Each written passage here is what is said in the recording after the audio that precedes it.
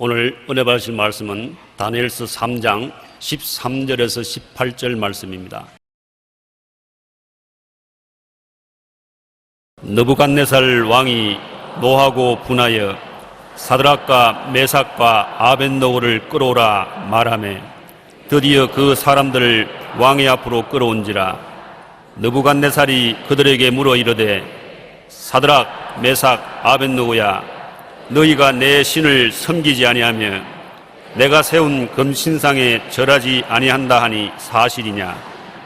이제라도 너희가 준비하였다가 나팔과 피리와 수금과 삼현금과 양금과 생황과 및 모든 악기 소리를 들을 때 내가 만든 신상 앞에 엎드려 절하면 좋거니와, 너희가 만일 절하지 아니하면 즉시 너희를 맹렬히 타는 풀무불 가운데에 던져 넣을 것이니 능히 너희를 내 손에서 건져낼 신이 누구이겠느냐 하니, 사드락과 메삭과 아벳노고가 왕에게 대답하여 이르되 느부갓네살이여, 우리가 이 일에 대하여 왕에게 대답할 필요가 없나이다.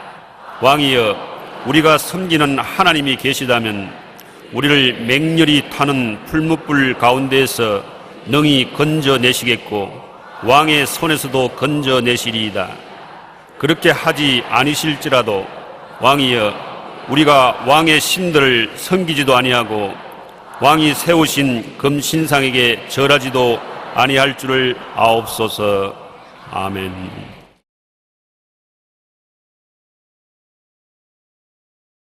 오늘 여러분과 나눌 말씀의 제목은 죽으면 죽으리이다. 이 말씀으로 은혜를 나누고자 합니다. 하나님을 믿되 적당히 믿고 인본주의적인 삶을 사는 사람이 많이 있습니다.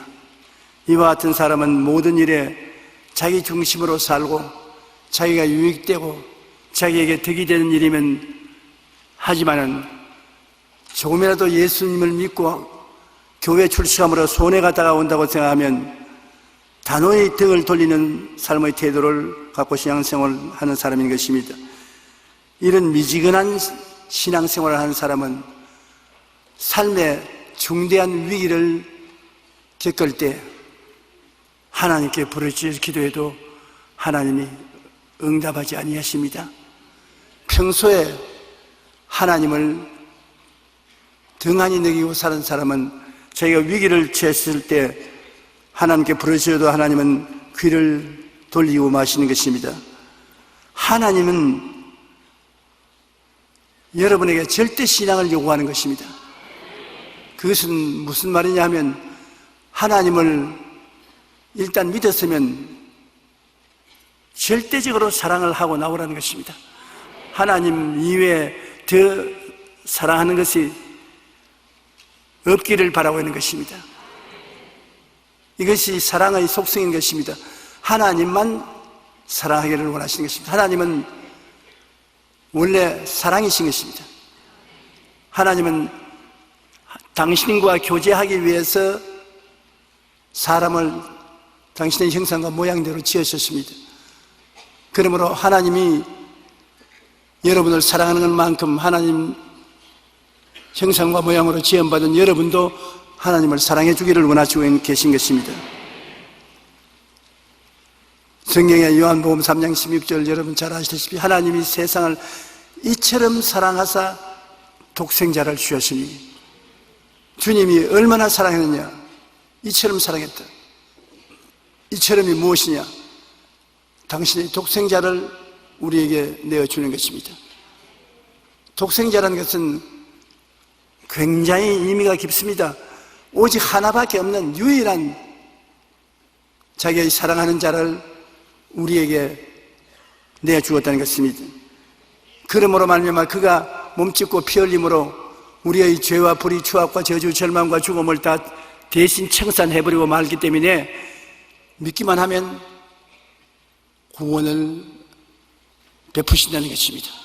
하나님은 당신의 형상과 모양대로 지음받은 사람을 한 사람도 잃어버리기를 원치 않습니다. 그러므로 외아들 예수 그리스도를 내어줄 때 엄청난 희생을 하신 것입니다. 여러분과 저를 사랑한 그 사랑이, 희생이 대단했습니다. 쉽게 사람들은 하나님이 우리를 버리실 줄 생각하는데, 우리를 향한 하나님의 사랑의 대가를 너무나 크게 지불했기 때문에 쉽게 버릴 수가 없습니다. 하나님은 여러분과 저를 만세 전에 보셨습니다.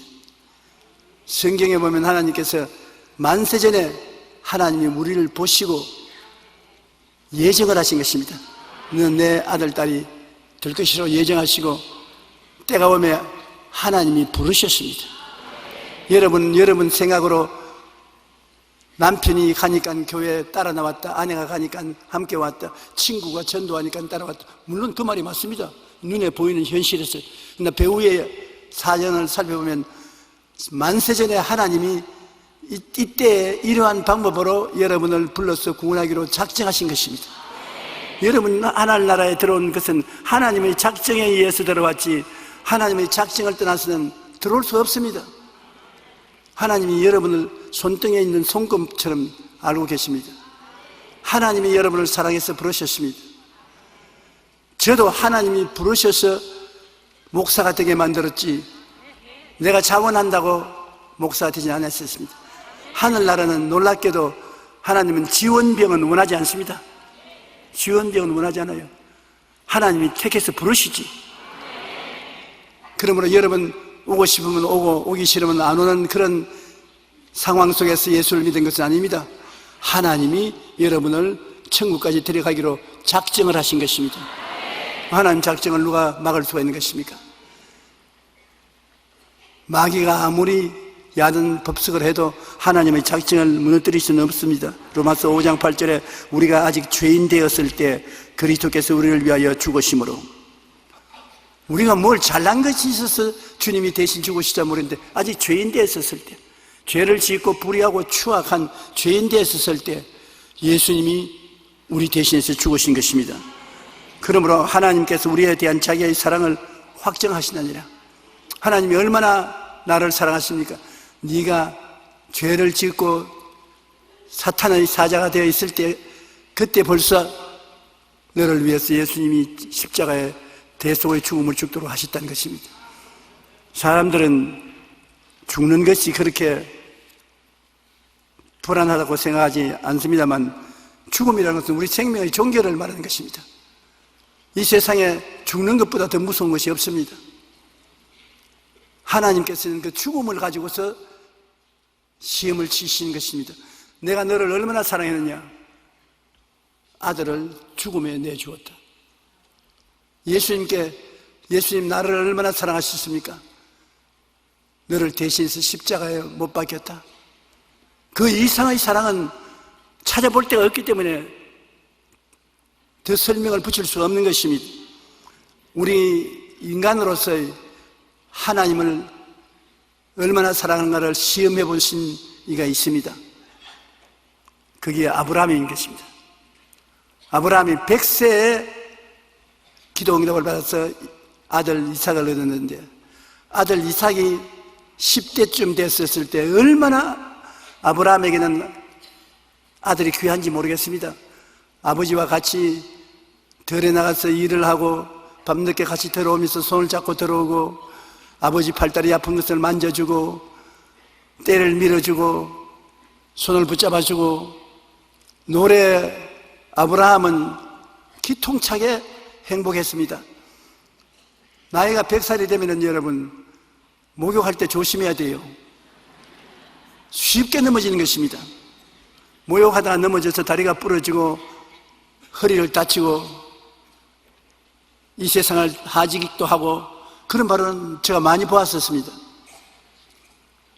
그런데 누가 아브라함을 붙들어줍니까? 10대 되는 이삭이 아버지 손을 잡고 등도 밀어주고 때도 밀어주고 옷도 입혀주시고, 자완 이삭이라 하면 정신을 차리지 못할 만큼 아브라함이 사랑했습니다. 그런데 하루 하나님 앞에 기도하는데 하나님의 음성이 들려오는 것입니다. 아브라함아, 아브라함아, 예, 제가 여기 있나이다.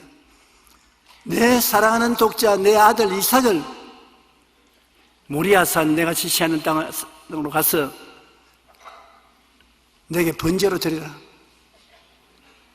그러고는 하나님 말씀이 그쳤습니다. 번제라는 것은 뭐냐면 잡아서 전부 각을 떼서 팔은 팔대로 떼고 다리는 다리대로 떼고 목은 목대로 떼서 그럼 장작불 위에 얹어서 태워서 하나님께 분양하는 것을 말하는 것입니다.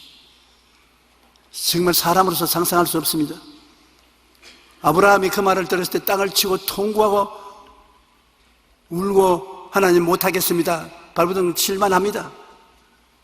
그런데 아브라함은 지금 시험을 치고 있는 것입니다. 하나님이 너가 정말 나를 사랑하는가? 사랑은 증명되어야 되는 것입니다. 증명하지 않은 사랑은 사랑이 아닙니다. 아브라함은 그 전날 이삭 보고 야, 한 사흘 동안 우리 모리아산에 가서 제사 드리고 오자. 함께 가자. 가는데 엄마에게 간다고 말하고 가야지. 근데 엄마는 지금 나이를 많이 먹어서 잘 기도 듣고 앞도 잘 못 보니까 그냥 두고 가자. 엄마 들쓰겠다는 마음이 흔들리면 안 되거든요.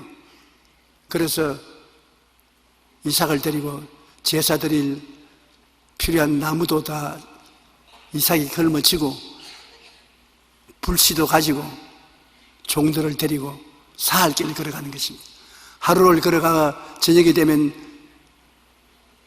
들판에서 자지요. 그때 호텔이 어디 있습니까?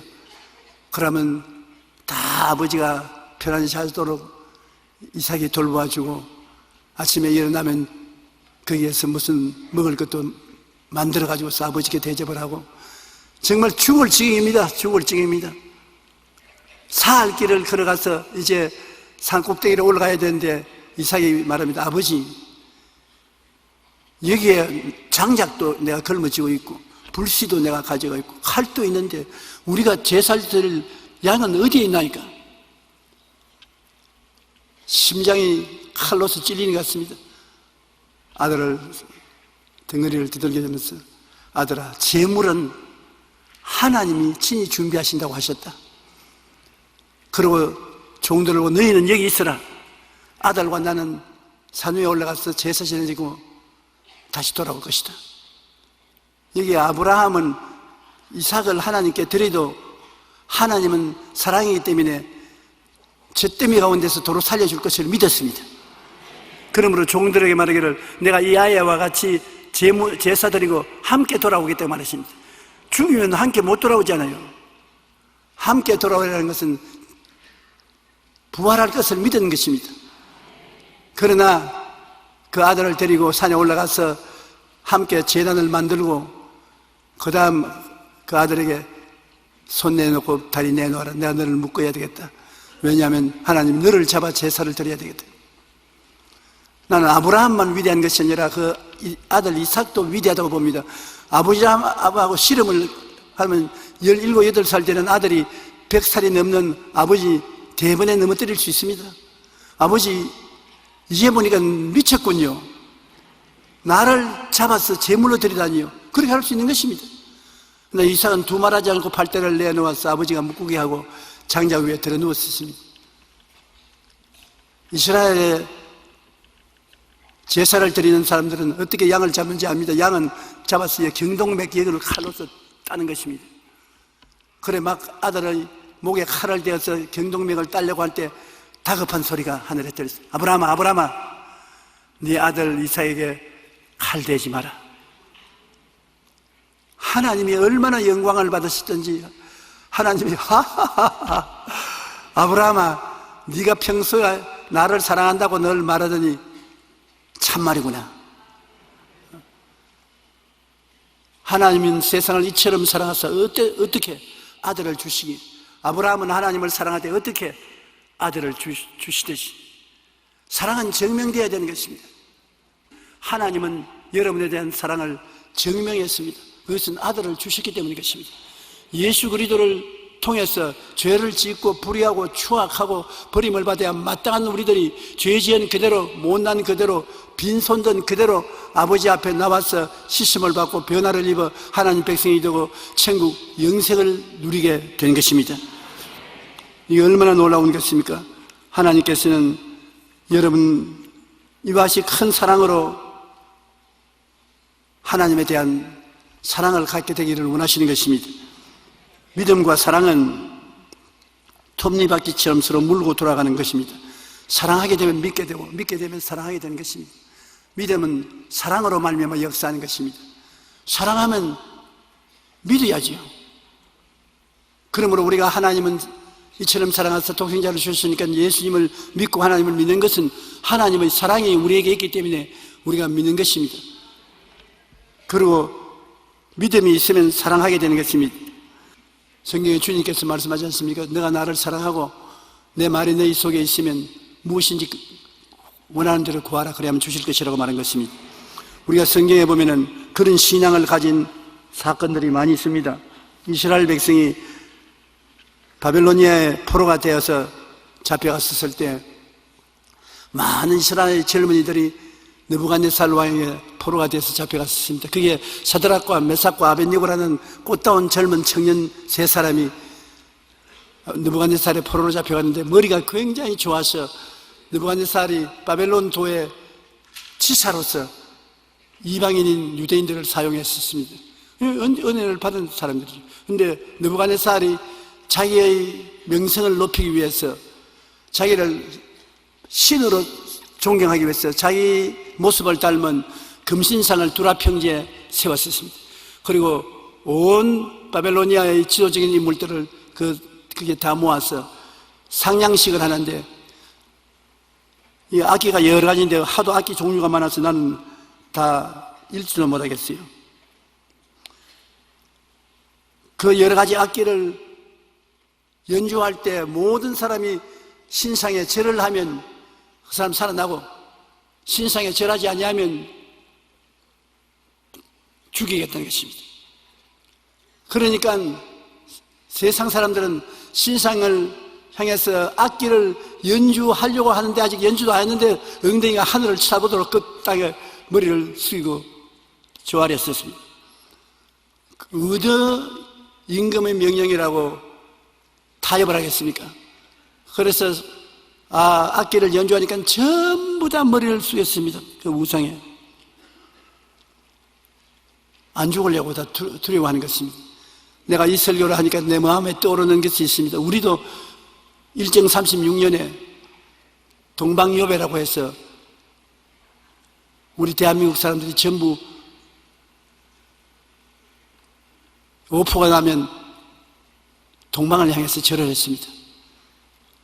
저는 초등학교 다닐 때가 동방요배를 하라고 호함을 치면 뭣도 모르고 일본을 향해서 절을 했습니다.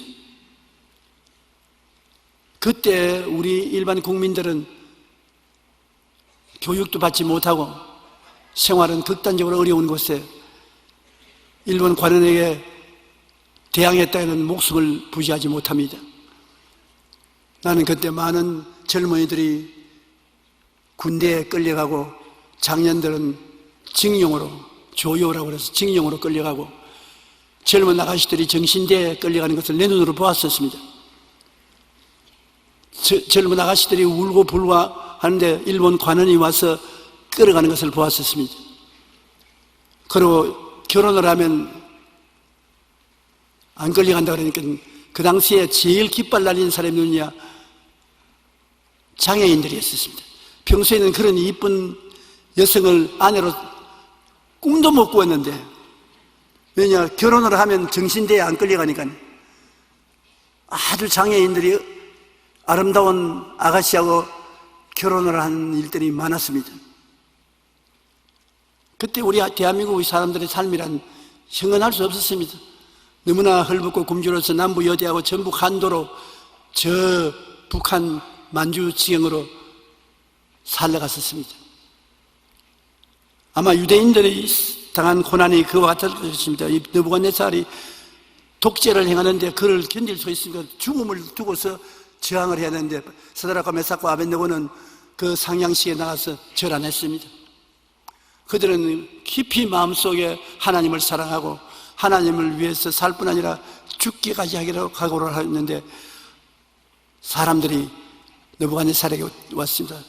느부갓네살 왕이여, 느부갓네살 왕이여.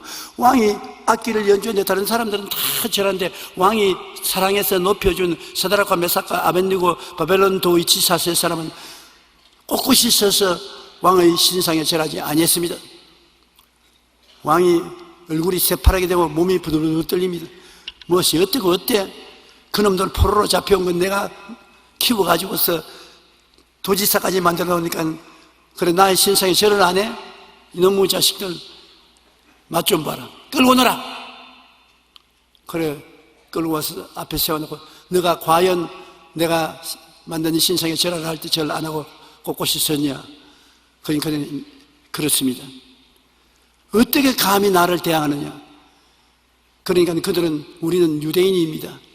성경의 10계명 중에 내 앞에 다른 신을 두지 말라, 우상에 절하지 말라, 하나님의 이름을 망령되이 부르지 말라, 안식일을 그렇게 지켜라. 이 엄한 계명은 우리는 어길 수가 없습니다. 살아도 죽어도 이 계명을 따라 하는 것입니다. 그러니까 왕이 밑에 부하들 보고 저 불구덩이에 불을 7배나 뜨겁게 하라. 그러니 장작을 막 집어넣고 해서 불이 활활 타는데 생지옥입니다. 이 사드락과 메삭과 아벳느고를 묶어라. 통째로 묶었습니다. 지금이라도 마음이 돌았으면 돌이켜라. 안 돌이킵니다. 너 잿더미가 될 것이다. 우리는 잿더미가 되어도 좋습니다. 하나님 아버지, 우리가 하나님을 믿으면 이 하나님은 우리를 이 불구덩이에서 건져내실 수 있는 능력 있는 하나님이요, 건져내지 아니하실지라도 우리는 우상에 절하지 않습니다. 죽으면 죽으리다. 사드락과 메삭과 아벳느고의 신앙을 보면은 마음이 떨립니다. 과연 나는 그렇게 하겠느냐? 아이고 하나님 한 번만 눈 감아 주십시오. 다음에는 힘을 좀 얻어가지고서 용감하게 한번 해보겠습니다. 그렇게 타협하지 않을까 모르겠습니다. 왕이 명령이 너무 세니까 군인들이 그를 묶어서 불구덩이 곁에 갔다가 미끄러져서 떨어져서 미리 타 죽는 놈들이 한두 명 아니었습니다. 그런데 그곳에 사드락과 메삭과 아벳느고를 느부갓네살이 던져 넣으니까 깜짝 놀랐습니다. 왜냐하면 더 넣은 대번의 머리털부터 옷에 바삭하고 달 것인데 타지도 아니하고 그 세 사람이 묶었던 밧줄이 다 불에 타버리고 사지백체가 자유롭게 되어 구덩이 속에서 널씬널씬 춤을 추며 빙글빙글 강강수월래를 하고 있어요.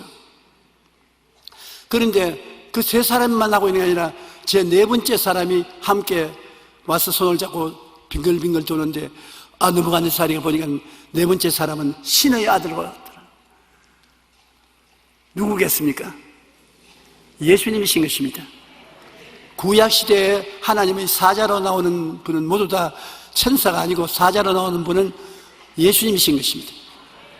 예수님이 육신으로 오기 전에 영으로 계셨을 때 그는 불 속에 뛰어들었습니다. 하나님을 위해서 목숨을 내어 바친 사드락과 메삭과 아벳느고를 위해서 그가 뛰어들어오자 불도 타지 아니하고 힘이 없어진 것입니다. 왜냐, 우리 하나님은 여러분 전지전능무소부지하십니다. 하지 못할 일이 없어요. 하나님이 하고자 하면 무엇이든지 하시는 것입니다. 우리가 이 사실을 확실히 성령으로 믿어야 되는 것입니다. 하나님이 문을 열면 닫을 자가 없고 닫아놓으면 열 자가 없다. 우리가 밤의 놀램과 낮에 흐르는 살과 흑암 중에 하는 연병과 백주에 황폐케 하는 파멸이 다가와도 하나님을 의지하고 있으면 파멸을 두려워하지 아니할 것이라고 말하는 것입니다. 하나님을 의지하고 있으면 천인이 내 곁에서 만인이 내 우편에서 엎드려지나 이 재앙이 내게 가까이 오지 못하리라고 말씀하는 것입니다. 하나님을 사랑한 적 제가 너를 건지리라. 하나님을 안 적 제가 너를 높이리라. 하나님께 간구하리니 하나님이 응답하리라. 환난 때 너와 같이 하여 너를 건지고 영화롭게 하리라. 장수함으로 너로 만족해 하고 하나님의 구원으로 보이리라고 하시는 것입니다. 하나님의 뜻은 여러분에게 평안이요 환난이 아닌 것입니다. 축복을 주는 것이지 저주를 주는 것이 아닙니다. 하나님을 정성으로 믿는 증거를 가지고 있으면 하나님도 여러분에게 사랑하는 증거를 가지고 계신 것입니다. 느부갓네살 왕이 너무 놀라서 그 불구덩이 곁에 가서 사드락과 메삭과 아벳네고 위대한 하나님의 종이여 나오소서. 이제는 말이 달라지는 것입니다. 그 사드락과 메삭과 아벳네고가 불구덩이 속에서 나왔어요. 내 생각에는 안 나왔으면 좋겠는데, 그럼 안 나오면 어떻겠냐? 왕이야, 들어와. 안 들어오면 바싹 탈 테니까 들어와. 그래서도 느부갓네살이 불꽃 가운데 들어왔을 것입니다. 거기에서 하나님이 바싹한 태우고 반쯤 태워서 내보내면 그가 하나님을 믿은 사람이 됐을지 모르겠습니다. 그러나 아깝지만은 사드락과 메삭과 아벳네고가 걸어 나왔습니다. 머리를 만져보고 옷을 냄새 맡아보고 끌어안아보고 조금도 상처를 안 입었단 말입니다. 무릎을 탁 치면서 이러한 하나님은 우리나라에서 본 적은 없다. 역사적으로 그 이야기를 들은 적도 없다. 이제부터 우리나라에서 누구든지 사드락과 메삭과 아벳네고의 하나님에 대해서 집안 쓸데없는 소리를 하고 비하해서 말하고 조롱하면 그놈은 잡아서 죽이고 집은 그런 무더기로 만들어. 하나님께 잘 빌라고 하고 싶은 말은 다 하는 것입니다. 그러나 그 때문에 사드락과 메삭과 아벳네고는 더 지위가 높아지고 사람들이 그로 말미암아 하나님을 두려워하게 되었다는 말씀이 기록되어 있는 것입니다. 이분들이 사드락과 메삭과 아벳네고에게 너 하나님을 사랑하느냐 묻는다면 이 사건을 꼭 말할 것입니다. 두라 평지에서 금인상에 절하지 않으면 불구덩이에 사람을 던져 넣을 때 우리는 불구덩이에 들어갔다 나왔습니다. 더 이상 말할 수가 없어요. 오늘 또 하나님께서 우리 보고 너가 정말 하나님을 사랑하느냐 시험을 치른다면 우리는 뭐라고 말하겠습니까? 우리에게는 그렇게 어려운 시험은 안 치르게 하는 것입니다. 하나님이 감당치 못할 시험당함을 허락지 아니하시고 시험당할 즈음에 피할 길을 내서 너희 감당케 해주시는 것입니다. 그럼 우리가 당하는 시험은 요사이 당하는 시험은 간단합니다. 성수주의라는 시험. 엿새 동안 일하고 일곱째 하나님 교회에 나와서 하나님을 섬기는 시험. 그게 무슨 시험이냐? 그게 다 적은 시험인데 넘어지는 것입니다. 친구들이 그날 등산 가자고, 그날 단풍 구경 가자고. 여의도면 나오면 단풍이 천지벽갈인데 단풍 구경 가자고, 골프 치러 가자고. 쉽게 하나님 하루만 봐주소. 그렇게 하는 것이 시험에 낙지하고 하나님을 실망케 하는 것입니다. 또 11조 문제도 그렇습니다. 11조가 드려야 되는데 월급 봉투는 가벼운데 11조를 드려 11조를 드리기가 힘들겠다. 아버지 하나님, 이달만은 그만 빌려주십시오. 내가 그대로 드리겠습니다. 신앙상담 온 젊은이 한 분이 손에 11조 봉투를 가지고 나왔어요. 나가 왜 11조 봉투를 가지고 나오니까 목사님 기도를 좀 해줘야 되겠습니다. 내가 11조를 하나님께 내려니까 너무 아까워서 견딜 수가 없어요. 한 달 동안 내내 피땀 흘려서 일했는데 그게 11조를 하나님께 내니 너무나 아깝지 않습니까? 그러나 나는 하나님도 사랑합니다. 그러므로 아까운 마음 없이 주님께 11조를 내도록 좀 축복해 주십시오. 그래서 그 어렵지 않구나. 손 내라, 얹어라. 그래서 손을 얹어놓고 기도하니까 이 성경이 위에서 떨어지서 뜬니다. 그 내가 11조 내면서 뜨는 거 처음 봤어요. 내가 그래서 아니 너무 기뻐가지고 성령이 감동해서 떠느냐 아까워서 떠느니까 아까워서 떨어요. 아까운 겁니다. 그러나 내가 칭찬해 준 것은 그렇게 아까우면서 성경책을 덜덜 떨리면서도 11조를 냈다는 것입니다.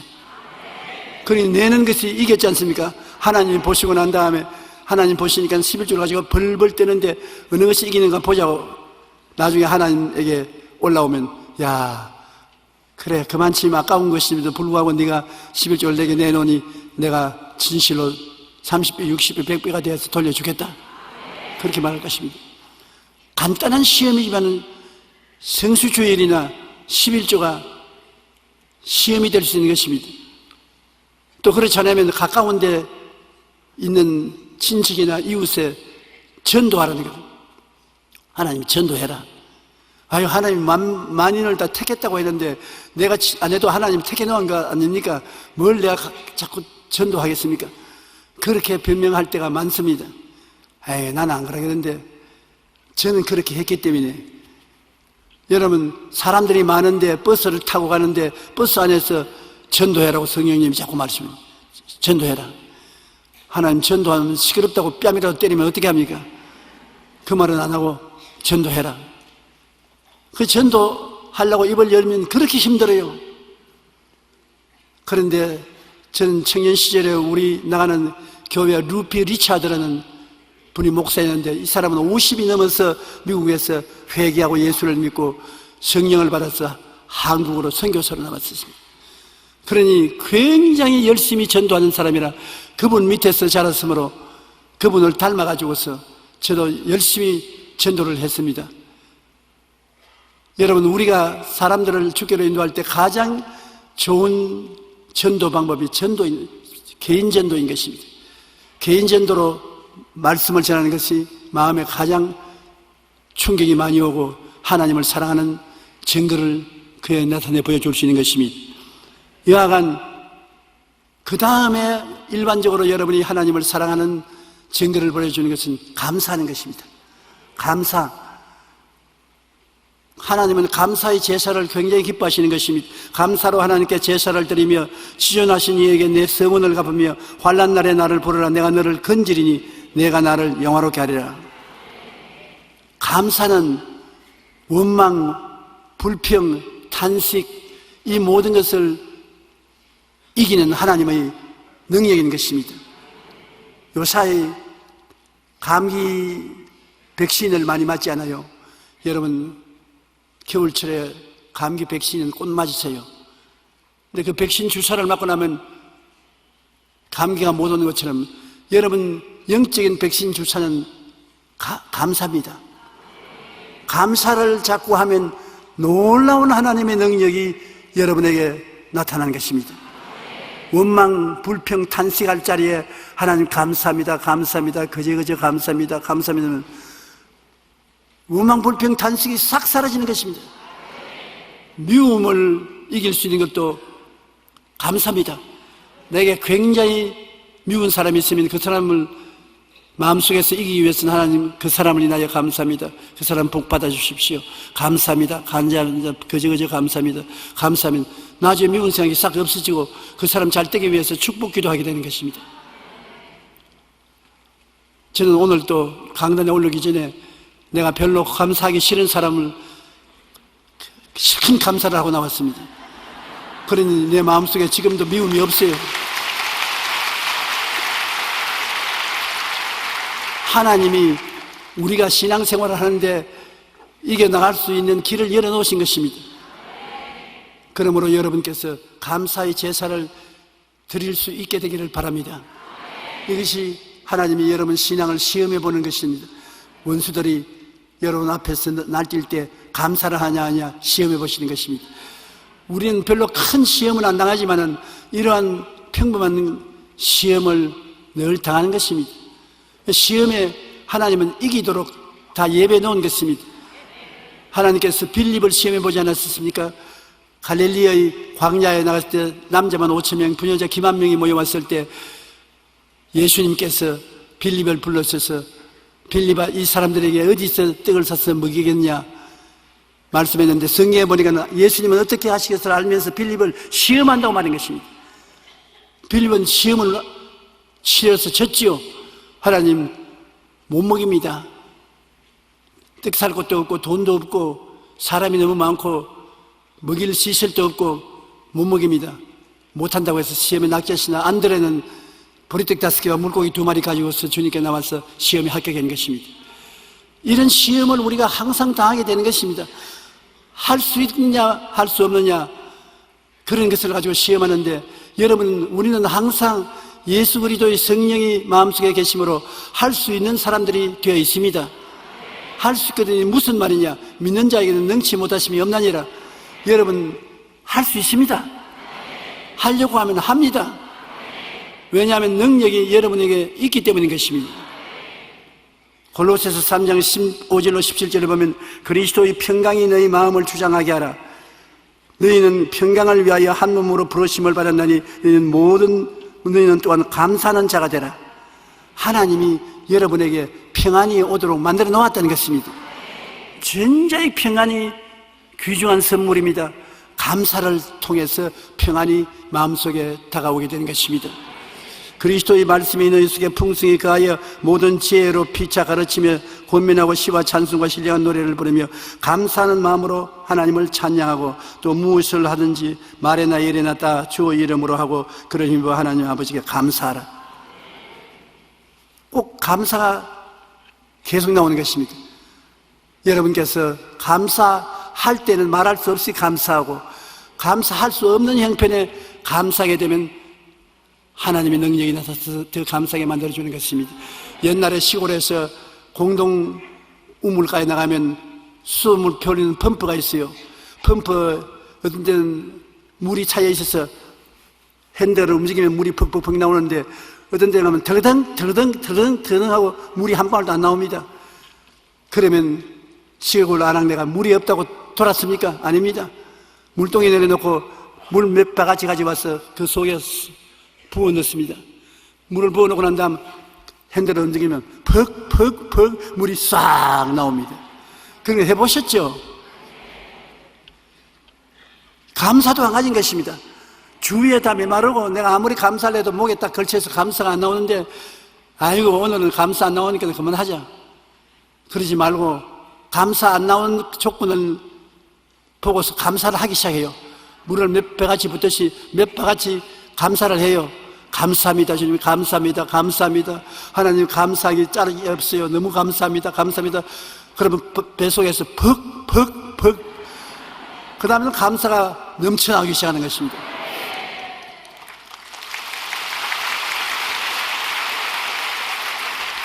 제가 옛날에 기도를 하루에 2시간, 많을 때는 5시간 기도를 해서 들어가서 기도를 했었습니다. 그럼 사람들이 다 내게 묻습니다. 2시간 동안 무슨 말을 하느냐? 5시간 동안 무슨 말을 하느냐? 어떻게 그렇게 할 수 있냐? 가르쳐다오. 가르쳐 주려면 내가 좀 부끄럽습니다. 그러나 나는 그렇게 오래 기도하는 방법을 평신도에게 배웠었습니다. 불광동에서 목회할 때 할아버지 한 분이 나와서 기도하는데, 아침에 새벽 기도에 나와서 꿇어 앉은 것이 점심때까지 가도 그대로 기도를 합니다. 굉장히 좀 놀랍습니다. 그래서 내가 살살 기어가서 그 옆에다 귀를 대놓고 들었습니다. 나도 좀 배우려고. 아버지 하나님, 그저그저 감사합니다. 그저그저 감사합니다. 그저그저 감사합니다. 그저그저 감사합니다. 아버지 하나님, 그저그저 감사합니다. 그저그저 감사합니다. 그저그저 감사합니다. 아니, 나중에 내가 화가 나더라고요. 확 때리는 할아버지. 어이구 놀래라. 왜요? 무슨 기도가 그저그저 감사합니다입니까? 무슨 감사한 조건을 말해야지. 나를 보더니만 젊은 전도사님, 나는 북한에서 피난 온 사람입니다. 내 아내를 데리고 자식들 데리고 남한까지 생명 하나 안 잃고 찾아온 것이 얼마나 감사합니까? 그 일만 생각하고 감사해도 끝입니다.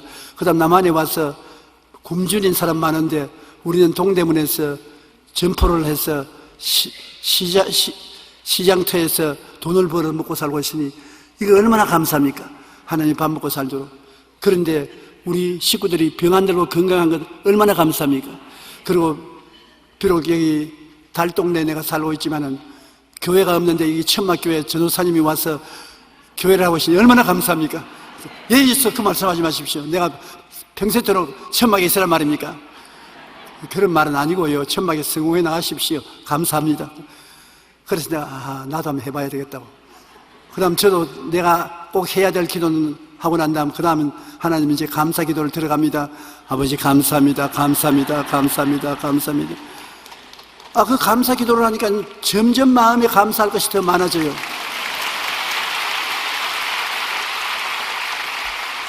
그래서 요 사이도 꿀 앉아서 극히 필요한 것은 아는 말로 하고 그 다음에는 감사를 해요. 감사를 실컷 하고 난 다음에 그 다음 꼭 하나님이 잊어버리지 않고 들어주시기를 원하시면 하나님 드립니다 하고 편지를 써요. 보통 기도는 잊어버리지 않습니까? 하나님께 편지를 씁니다. 하나님 아버지, 오늘은 본교회 사부 예배 말씀을 전가하러 갑니다. 모든 주의 종들이 오늘은 다 주수감사 설교를 하는데 하나님께서 저보고는 주수감사 말고 다른 설교를 하라고 하셨습니다. 그러니까 딴 설교를 할 테니 성령께서 도와주시옵소서. 안 도와주면 나 큰 낭패납니다. 꼭 도와주실 줄 믿습니다. 그리고 예배를 마치고 나갈 때 우리 성도들이 모두 다 한 가지씩 하나님의 은혜의 보화를 품고 나가게 해주시옵소서. 예수 이름으로 믿습니다. 그렇게 편지를 지금은 내가 하나님께 요구하는 것이 굉장히 뚜렷해지요. 그 다음 그 편지를 내가 소리내어 읽습니다. 읽고 난 다음 그 편지를 찢어서 불로 태워버립니다. 그러면 하나님과 나와만 알지 다른 사람 모릅니다. 감사의 제사를 드리고 편지에서 감사하고 하나님과 같이 있으면 얼마나 행복한지 말로 다 알 수 없습니다. 하나님이 마음속에 계셔서 행복해야 행복하지, 인간적으로 갖는 행복은 조금 있다가 바람에 날리는 개와 같이 없어져 버리고 마는 것입니다. 여러분 오늘 모두 다 감사로 제사를 드리는 여러분 되시기를 주님 이름으로 축복합니다. 우리가 하나님을 감사하게 되면 하나님을 더 믿게 되고, 더 믿게 되면 사랑이 넘쳐나고, 사랑이 넘쳐나면 믿음이 더 강해지는 것입니다. 하나님의 절대적인 사랑을 우리에게 주셨으므로 하나님을 우리가 믿을 때 절대적으로 믿어야 되는 것입니다. 하나님은 예수님을 우리에게 보내셔서 사랑할 때 절대적인 사랑인 것입니다. 그 이상의 사랑은 없습니다. 하나님이 이처럼 나를 사랑해 주셨다. 그러므로 나도 절대적인 믿음으로 이처럼 하나님을 믿어보자. 살든지 죽든지 흥하든지 망하든지 성하든지 쇠하든지 믿습니다로 나가보자. 한껏 한 믿어서 내 자신을 내어 던지면 하나님이 반드시 그 믿음을 통해서 역사해 주시는 것입니다. 여러분의 믿음이 적으면 적은 그릇이고 크면 큰 그릇이 되는 것입니다. 하나님께서는 여러분 믿음대로 될지라고 말씀했기 때문에 적은 그릇은 적게 채워지고 큰 그릇은 크게 채워지는 것입니다. 하나님께서는 믿음을 공수로 돌아가게 만들어주지 않습니다. 우리가 정말 목숨을 내놓고 믿어봐야 되는 것입니다. 너무나 우리는 목숨이 상처를 입을까 싶어서 겁을 내서 맡기지를 못합니다. 물에 빠진 사람이 물에 안 깔아앉으려고 허우적이고 발버둥을 치면 칠수록 물에 점점 더 깔아앉고 죽거나 살거나 물에다 몸을 맡겨버리면 뜨는 것처럼 신앙도 안 가진 것입니다. 죽으면 죽으리다 하고 내가 맡기면 하나님이 여러분을 띄워주시는 것입니다. 그러나 안 죽으려고 발버둥을 치면 점점 더 깔아앉는 것입니다. 절대적인 사랑으로 하나님을 믿어보면 하나님이 여러분에게 대해서 증거해 주시는 것입니다. 제가 절대적인 사랑과 믿음을 해야만 될 그러한 장면이 있었습니다. 언젠가니 심장병 세우기 위해서 평양을 방문했을 때 했었습니다. 평양에 다 들어가는데 내 마음에 늘 불안해요. 왜냐하면 내가 한국에 있을 때 대표적으로 북한을 공격을 하고 김정일을 욕을 하고 그렇게 했는데 내가 우리 성도들을 모시고 아시아나 비행기로 평양에 내릴 때 내가 성하게 내려오겠는가 그런 마음이 생겨요. 그래도 내가 주여 믿습니다 하고 갔는데 다 호텔에 다 들어가고 난 다음에 조련 위원장님, 조련이라고 그래요. 조련 씨, 그게 공산당에 쓴 높은 사람입니다. 안기부장하고 갔습니다. 그 사람이 나보고 사무실에 좀 가자 그래요. 그러나 즉각으로 마음에 느낀 것이 내가 잘못 왔구나. 하나님, 그래도 하나님이 저보고 북한에 심장병원을 세우라고 하심으로 하나님 명령을 따라왔습니다. 하나님을 내 사랑하는 증거가 있습니다. 하나님이 날 돌봐 주시옵소서. 그때는 마음이 위급하니까 조그만 증거도 다 내놓고 싶어요. 하나님께 좀 잘 빌려고. 그래 앉으니까 그분이 차를 내게 대접하면서 우리가요 여기 있지만은 남한에서 일어나고 있는 일 다 알고 있어요. 조목사 밥상에 올라서는 반찬까지도 헤아리라면 헤아립니다. 그러면서 나보고 하는 말이, 목사님이 시청 앞에서 방공급 폐지를 반대하는 연설을 할 때 우리는 북한에서 다 들었습니다. 여의도 순복음교회에서 공산주의를 매도하는 설교를 하는 것도 다 들었습니다. 그런데 그런 당신이 평양을 와요? 그래 내가 속으로 성령이여 도와주시옵소서. 내가 대답할 것을 모르겠으니 도와주셨어. 그래서 성령님이 도와줄 것 같이 마음에 감동이 와서 내가 말했습니다. 맞았습니다. 나는 여러분이 말하는 보수 꼴통입니다. 보수 중에도 보수요, 방공급 지지도 하고 공산주의에 대한 반대 발언을 가는 곳마다 했는 사실입니다. 그러나 성경 말씀에 하나님께서 내 이웃을 내 몸같이 사랑하라고 하였으며 사람은 정치의 제도를 초월한 사랑을 함으로 내가 북한에 왔습니다. 북한의 정치와 제도를 바꾸려고 온 것도 아니고 혁명을 일으키러 온 것도 아닙니다. 사랑하려고 왔습니다. 여기 많은 병원이 있지만 심장 전문 병원은 없어서 수많은 심장병 환자가 죽어가고 있지 않습니까? 북측에 있는 동포와 그 자녀들이 죽어가는 것을 그대로 볼 수가 없어서 사랑으로 말미암아 정치나 사상을 초월해서 북한에 왔습니다.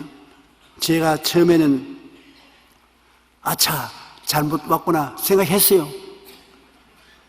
그러나 곧장 그리스도의 사랑으로서 모든 것을 해결할 수 있다고 생각하기 때문에 저는 안심하고 있습니다.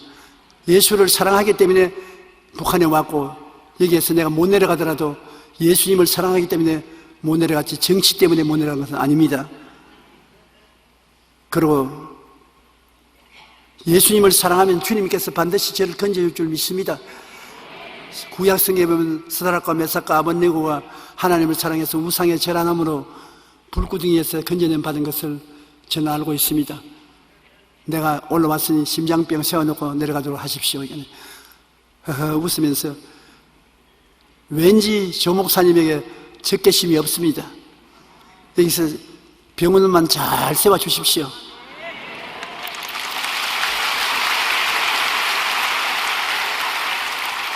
그리고 과연 내 보내주려냐 생각했는데 일어나시더니만 내가 손을 잡고 호텔로 갑시다. 그러니까 북한에 있는 그 며칠 동안에 하마나 감옥으로 갈란가 자꾸 마음이 부정적으로 생각하는 것입니다. 그런데 가면 긍정적으로 생각해야 되는데 부정적으로 생각하는데 그 부정적인 생각을 어떻게 하겠습니까? 아침부터 저녁까지 주여 평양에 온 것을 감사합니다. 그저 감사합니다. 평양에 온 것 감사합니다. 오늘 평양 안개부장을 만난 것을 감사합니다. 감사합니다. 그저 감사합니다. 그 한국말에 그저가 참 좋아요. 그 다른 말을 하려면 복잡하니까 그저 감사합니다. 그저 감사합니다. 그래서 하나님 도움으로 지금도 여러분 앞에 서 있는 것이 그저 감사합니다.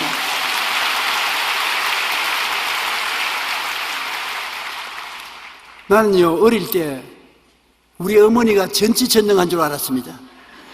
어머니가 들었으면 못할 것이 없어요. 내가 어릴 때 가만히 보니까 할머니에게 꾸중 들을 때도 어머니가 치마 자락으로 나를 둘러싸면 오케이 괜찮고, 아버지가 뭐 제가 잘못했다 꾸짖으면 왜 애를 데리고 자고 꾸짖냐고 이리 오너라. 어머니가 나를 싹 부자 치마 밑으로 감추면 피란처가 돼요. 그래서 내가 속으로 야 어머니가 우리 집안에서는 제일 파워가 있구나. 그래서 물을 펴려면 우리는 높은 곳에 집이 있는데 밑으로 내려가서 논뜰을 지나가면 우물이 있어요. 그 물을 푸는데 우리 어머님께서 계속 어떤 데는 용기야 저기 가서 물 한 주연자 퍼오느라 얼마나 겁이 나는지 밑에 내려가면 꼭 귀신이 나올 것 같아요. 그 귀신 나온 곳에 무사히 가려고 하면 뛰기 시작하면 내 발걸음이 겁이 나서 더 뛰어요. 그럼 비둘기가 화닥닥 하든지 토끼가 뛰어나오든지 하면 아주 기절초풍을 해요. 그런데 어머님이 물 길러 갈 때 용기야 이리 오느라 같이 가자. 어머니하고 같이 가면 얼마나 마음이 편한지 모르겠어요. 어머니가 날 사랑하는 줄 알고 어머니가 전지전능한 줄 알기 때문에 사랑하는 어머니가 전지전능하기 때문에 뭐 토끼가 나와도 비둘기가 날아가도 귀신이 나와도 까딱없다. 그래 같이 물을 길러서 와도 귀신도 안 나오고 무서운 짐승도 안 나오고 편안하게 왔다 갔다 하는 것을 기억합니다. 그래서 나는 지금 요사이 생각하면 어린아이 때 모르니까 어머니가 있어도 모든 일에 담담했는데 이 어머니보다 더 나은 전지전능하신 분을 알게 됐어요. 여러분 누군지 아시지요? 우리 하나님이시겠습니다. 시편 118편 6절에 야훼는 내 편이시라 내가 두려워하지 아니하리니 사람이 내게 어찌할까요? 하나님이 함께 하시면 그 누구도 우리를 해칠 수 없습니다. 우리가 하나님을 경외하고 잘 섬기면 세상 어떤 것도 두렵지 않고 어떤 순간에도 담대해질 수가 있는 것입니다. 신학자 벤게일은 말하기를 하나님을 두려워하는 사람은 하나님 외에 모든 것을 두려워하지 않는다. 하나님을 두려워하는 사람은 모든 것을 두려워하지 않는다. 왜냐하면 하나님이 우리를 사랑하고 계시기 때문에 우리의 방패가 되어 주시기 때문인 것입니다. 하나님이 여러분을 사랑하고 계신데 정말 믿어요? 증거를 내세웠어요. 하나님이 어떻게 여러분을 사랑합니까? 증거 있어요? 소리가 작는데. 하나님이 여러분을 사랑하는 증거가 뭡니까? 독생자를 주셨습니다. 잊어버렸네. 큰일 났구나. 마귀가 와서 하나님이 너 기도에다 귀를 안 기울여주신다. 그러면 야 이놈아 나에게는 증거가 있다. 독생자를 주신 증거가 있다. 예수님 이름으로 기도하노라. 그러면 얼마나 파워풀합니까? 응답해 주시는 것입니다. 저같이 별 볼일 없는 사람도 50년 동안 목회하면서 기도했는데 예수 이름으로 기도한 것마다 하나님이 응답해 주셔서 지금까지 오지 않았었습니까? 하나님은 응답 안 해주시는 것보다도 응답해 주시기를 원하시는 하나님이신 것입니다. 여러분의 기도에 귀를 기울이지 않는 것이 아니라 귀를 기울이기를 원하시는 것입니다. 여러분의 신앙생활은 기적이 없는 것이 아니라 더 많은 기적을 체험하게 하기를 원하시는 것입니다. 예수 그리스도는 어제나 오늘이나 영원토록 동일하십니다.